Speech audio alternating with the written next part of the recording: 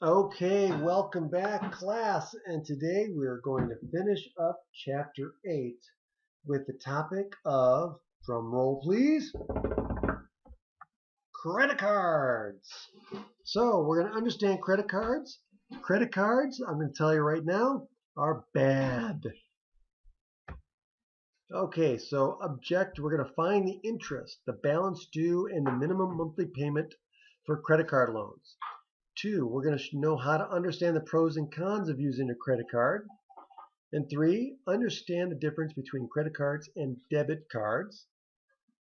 4, know what is contained in a credit report.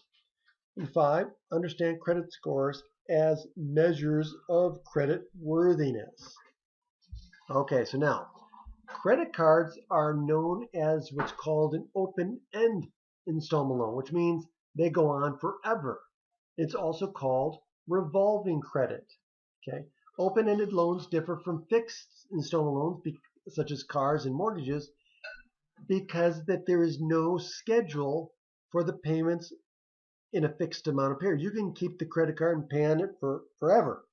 Okay, um, and you're only required to make a minimum monthly payment that depends on the unpaid balance and the interest rate. So most credit card customers are billed every month. A typical billing period is May 1st through May 31st, but it can also run from, let's say, May 5th through June 4th. Okay, customers receive a statement called an itemized billing, and that includes the unpaid balance on the first day of the billing period, the total balance owed on the last day of the billing period, and a list of all the purchases and cash advances made during the billing period. Now, any finance charges or other fees incurred, the date of the last um, day of the billing period, the payment due date, and the minimum payment required. Okay, now customers who make a purchase during the billing period and pay the entire amount of the purchase by the payment due date are not charged interest. And by the way, do you know what the banking industry refers to customers who do this as? They refer to these people who pay their card, the balance due at the end of every month in full. They call them deadbeats because credit card companies, banks make a lot of money off of you not paying your credit card bills, or at least just making the minimum payment. Or if you make a late payment, oh my gosh, then they get to make fees off you. It's a racket, I swear. Okay, so now interest is calculated using simple interest calculation, where R is the monthly rate and T is 1 month. So now in credit cards, this is where it's different. T is 1 month. R is the monthly rate, so they match. Okay, so T is not in years. With credit cards, T is in months. The principal P is the average daily balance, which we can calculate. The average daily balance is the sum of the unpaid balances for each day in the billing period divided by the number of days in the billing period. Okay, so we take the average daily balance as what? We take the sum of the unpaid balances for each day in the billing period. And we'll talk more about how to calculate that. And then we just divide by the total number of days in the billing period. So in this example, let's figure this out. So it says the issuer of a particular Visa card calculates interest using the average daily balance method. The monthly interest rate is 1.3%. The average daily balance of the average daily balance. So we have to figure out what the average daily balance is. The following transaction occurred during May 1st through May 31st billing period. Okay, so here are the purchases. So we have a payment. So they made a payment of $250. Then they made a charge on this date, a charge on this date, and a charge on this date. And then the end of the billing period. So, and then the due date is the 9th. Okay. So during this billing period from May 1st through the 31st, how do we calculate the average daily balance? Okay. Now, the balance at the beginning of the period is $13.50, right? So the balance from May 1st until what? May 7th was $13.50. And then from May 8th through May 9th, the balance was what? 1100. No, yeah, 1100, right? And so the way we're going to calculate this is by taking the balance over each time period during the billing period. Okay, so we want to find the average daily balance for the billing period, round to the nearest cent, find the interest to be paid on June 1st for the next billing date, round to the nearest cent, find the balance due on June 1st. Okay, so now, does it say anything? Yeah, okay.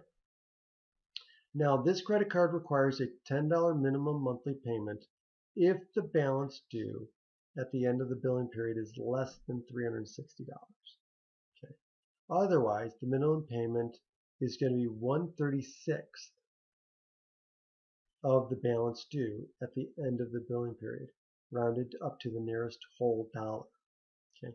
What is the minimum monthly payment due by June 9th? Okay, so let's take these in sequence. So first, we want the average daily balance. That's going to be the big calculation because then everything else we can calculate from that. So first of all, from May 1st, it was $13.50. And then, so the balance was $13.50 on May 1st. Then on May 8th, they made a $250 payment. That was a credit. So now the balance became $1,100. Then on May 10th, they made a purchase of $375. So now the balance became $1,475. And then on May 20th, they made another purchase. So the balance went up to $1,532.50. And then on May 28th, it went up to $1,597.80 because they made another purchase. And so then it stayed there until the 31st. Okay, so this is the unpaid balance. Okay, now what you're going to do is you take the balance and the number of days that balance was on the billing period. So it was $13.50 for the first 7 days, from May 1st to May 7th. So that's 7 days. So it's going to be the total balance. It's going to be the sum of these days, right? So $13.50 times 7. Then on May 8th, it was $1,100, and it stayed at $1,100 until the 10th. So for 2 days, it was $1,100. So now we're going to do 2 times $1,100, and then so on and so forth. So 10 days at $1,475, 8 days at $1,532.50, and then 4 days at $1,597.80. Okay, because it 28, 29, 30, and 31. So 4 days is the unpaid balance was at $1,597. Okay. Now, how many days in the billing period? Well, there are 31 days in this billing period. So what you do is you sum up all of these numbers, which gives you a total sum of the balances, unpaid balances, and then you divide by 31, and that gives you the average unpaid balance. So the average unpaid balance is $1,453.26, and that's the answer to part A. Now, part B says, okay, what's the interest that you're going to on this unpaid balance? Well, that's based on the interest rate of 1.3% per month. So it's going to be the unpaid balance amount times the rate, which is 0.013, times 1 month. So it's going to be $18.89. That's the interest that you're accrued on the unpaid balance. That's the interest you will be charged. Now see, the balance due on June 1st is going to be the amount, right? The amount at the end of the billing period plus your interest. So this is the total unpaid balance on May 31st. Now, because this amount due exceeds $360, you're going to have to pay the minimum of 1/36th of the balance due, which is $45 because you round up to the nearest whole dollar. So now, determining the average daily balance, here are the steps. Okay. 1, make a table that shows the beginning date of the billing period, each transaction date, and the unpaid balance for each date. 2, add a column to the table that shows the number of days at each unpaid balance. And then step 3, add a final column to the table that shows each unpaid balance multiplied by the number of days that the balance is outstanding. So that's what they did here. Okay. So notice that's the table, right? This is what they calculated. This is the table they're talking about in these steps. Then all you're going to do is take that last column and you're going to sum all the products of that final column to table. And this is going to be the sum of the unpaid balances of each day in the billing period. Okay? That's this right here. So that's the sum. So you're just going to sum all these numbers, and this is your sum of the unpaid balances for each day of the billing period. That's going to be your numerator. Okay? And then you're going to compute the daily balance by taking your answer from step 4. That's going to be the numerator here.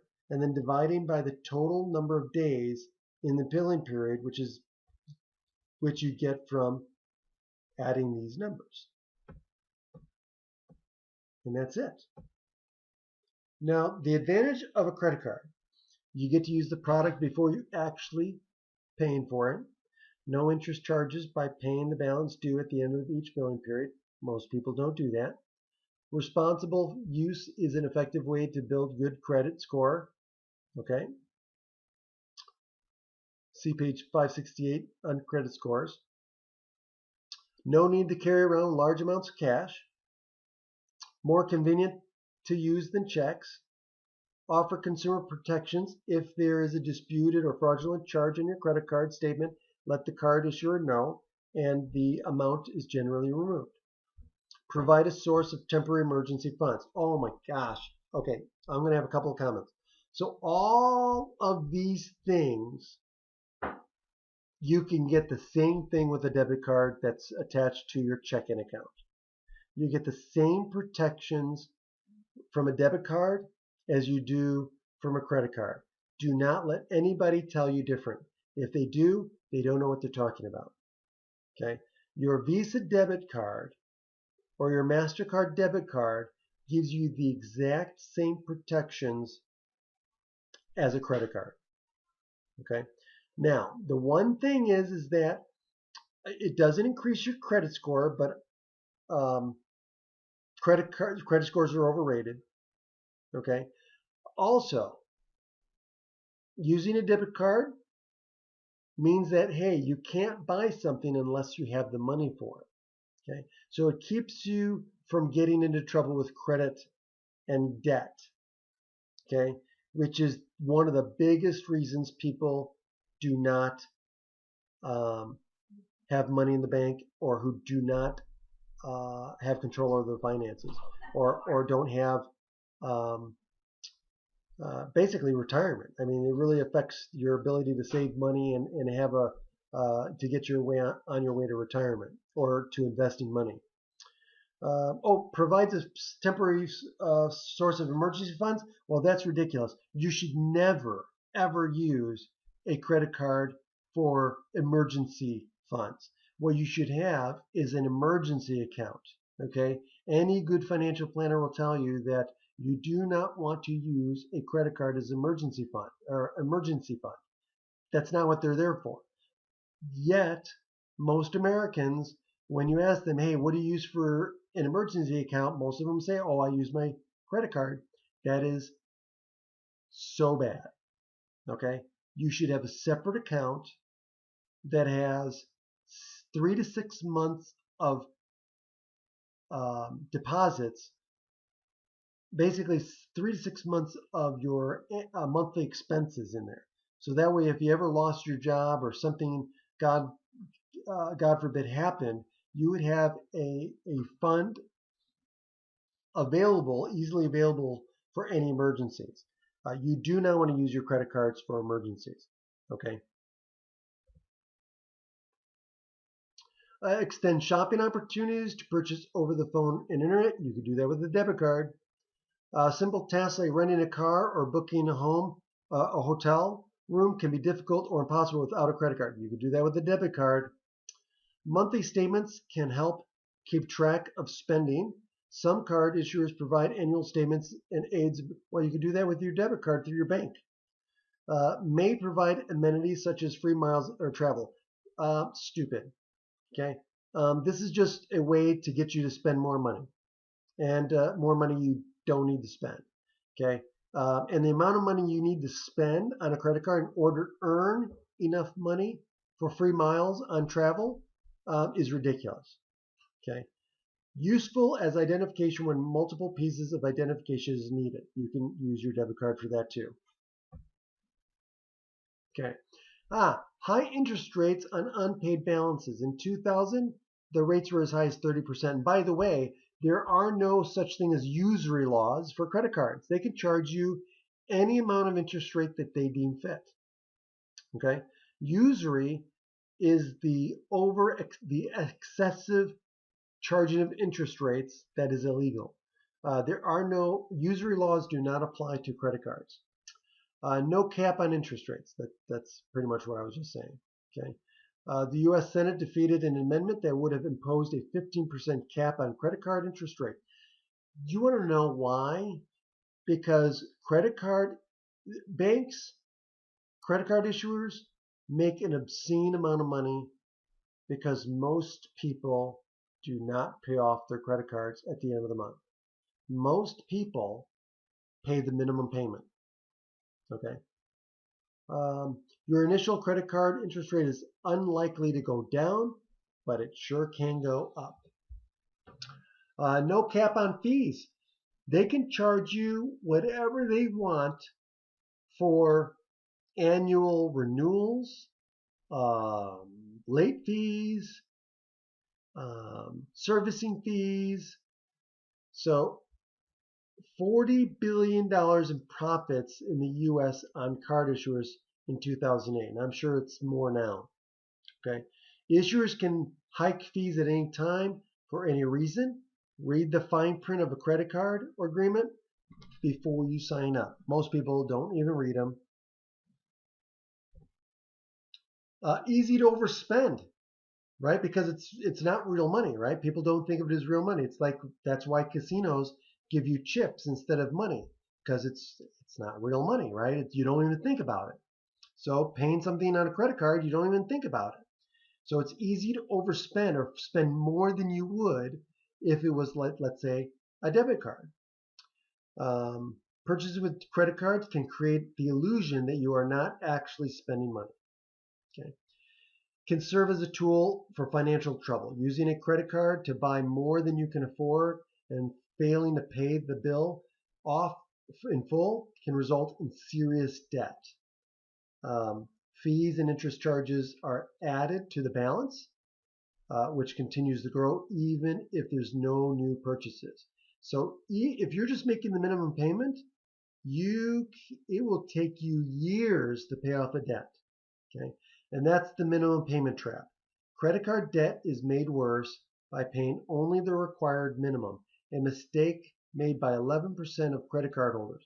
Pay the minimum, and most of it goes to the interest charges, which means if you have a $1,000 credit limit and you're just paying the minimum, the credit balance, and you just pay the minimum payment, it could take you more than 10 years to pay it off. Okay.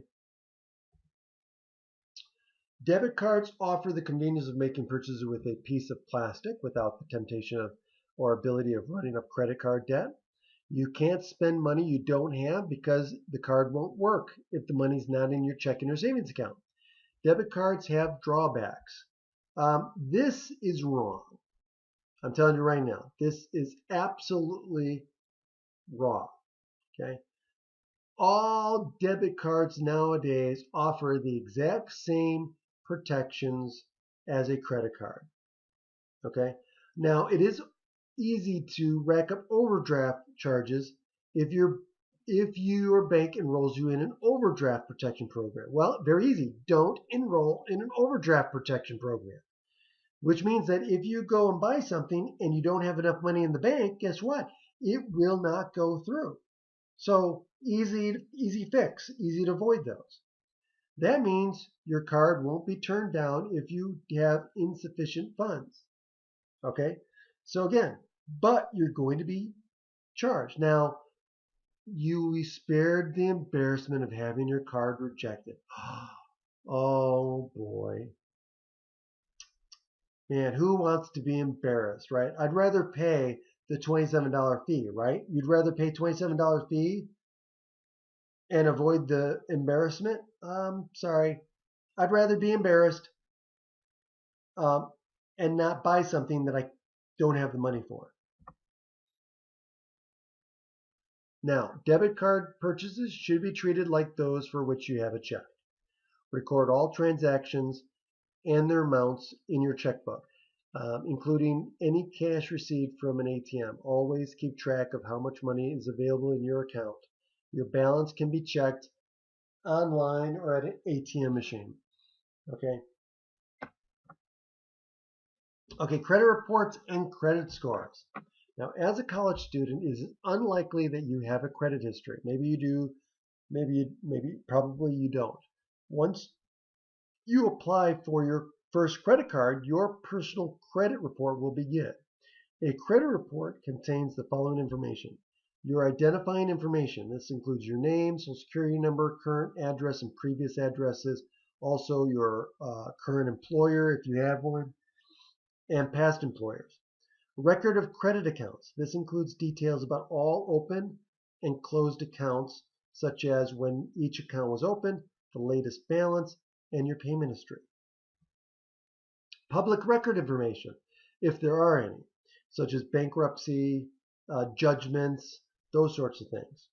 Liens on your house, those will also show up as public record. Collection agency account information. If you have collection accounts, unpaid accounts that were turned over to collection agencies, those will be on your credit report. Okay, and that will be in one section of the credit report.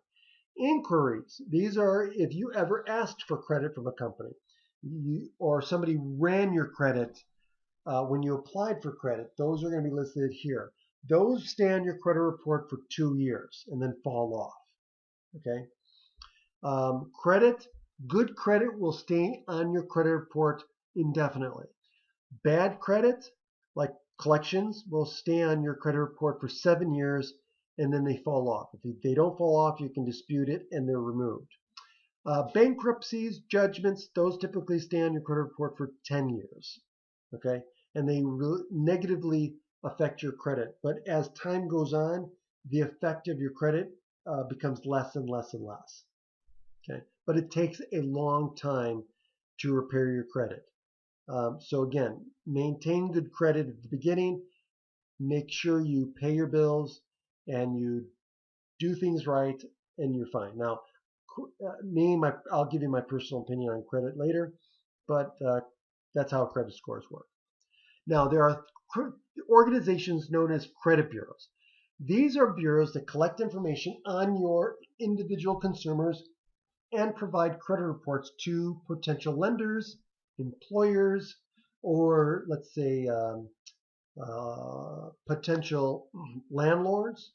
Okay. Now, the three main credit bureaus that most people use is Equifax, Experian, and TransUnion. Now, these are credit bureaus. They are in business to make money. Okay, so you have to usually buy a credit report, or if you go to annualcreditreport.com, you can get one free credit report every year. By law, you can get one free annual credit report from all three of these. Okay, but you can only get one a year. Now, These numbers change depending on lots of different things. The credit bureau you're going through, the system. There are literally over 30 different FICO scores and credit scores you can go from. And they have different ranges. So again, this is just a general idea. Okay. So now the credit scores tells you your credit worthiness, or actually what it actually stands for is it tells a creditor the likelihood that you will default on a loan in the first 90 days. Okay, so it's a measure of credit worthiness that if they give you money, what's the likelihood that you will default in the first 90 days? And so the higher the score, the lower the likelihood that you will default in that time period. So these are general numbers. These are not the same for each credit score system, and they're not the same across the three bureaus. Okay, but it gives you an idea. Okay, for example, who is it? Experian. Experian fair credit is capped out at 680, and then after 680 you're considered good, and I think it's 680 to 730 or 750, and then 750 to 830 is excellent. So again, don't quote me on that, but that's what I believe it is for Experian.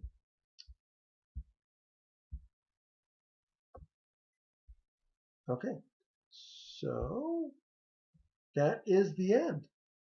So again, please make sure you study this information. Chapter 8 is a long chapter. It has a lot of information. There are a lot of formulas that you have to know. There's a lot of concepts and vocabulary and definitions that you're going to need to study and remember. Okay, so again, please make sure you review all of the stuff, do the suggested problems, ask questions in class, email me, come to my office hours, do whatever you need to do so that you do well in the quizzes and the exams. Okay, so again, I'll talk to you later. Have a great day.